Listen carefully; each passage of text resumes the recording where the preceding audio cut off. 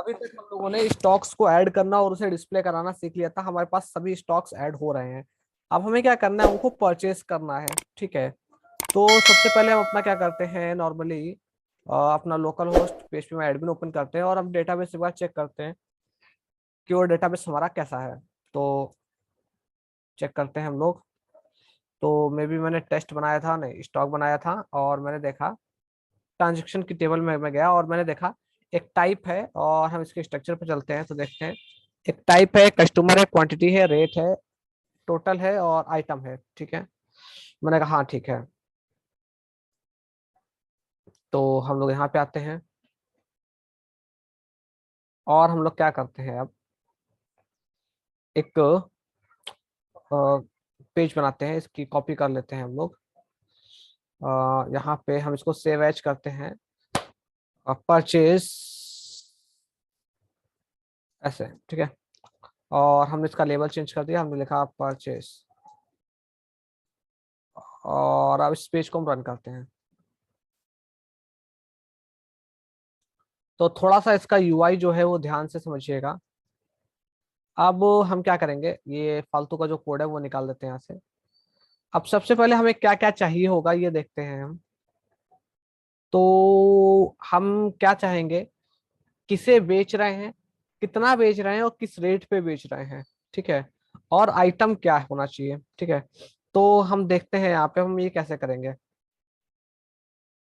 तो सबसे पहले हम क्या करेंगे, यहाँ पर आएंगे और लिखते हैं हम लोग।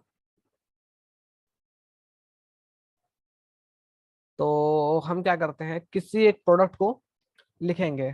ठीक है, तो अब हम पहले क्या करेंगे, परचेज करेंगे। तो इसके लिए हम क्या करेंगे, यहाँ पर स्टॉक नेम आ रहा है, वो तो आएगा ही आएगा, और यहाँ पे स्टॉक नेम्स की क्या आनी चाहिए, पूरी लिस्ट आनी चाहिए। ठीक है, तो अभी हमको यहाँ पे ड्रॉप डाउन बनाना पड़ेगा, तो हम यहाँ पे क्या करते हैं, सेलेक्ट बॉक्स बनाते हैं। ठीक है, और ये सेलेक्ट बना। ठीक है, ऐसे तो ये तो बन गया ऐसा। अब हमें क्या चाहिए इसमें, ये वाली लिस्ट चाहिए, कौन सी, स्टॉक लिस्ट। तो हम कैसे लेके आएंगे, तो सिंपल कुछ नहीं, आप यहाँ पे जाइए और ऐसे पेज पे ऑन कीजिए, और बस सिंपली आप SQL is equal to select hashtag from stock, और हमें क्या करना है, क्वेरी वगैरह रन मारनी है तो क्वेरी रन मार देंगे, कनेक्शन, और यहाँ पे मारेंगे क्वेरी एंड सिक्वल, और फिर हम बोलेंगे while string row equal to fetch associate function, and then हम क्या करेंगे, लिख देंगे echo option value equal to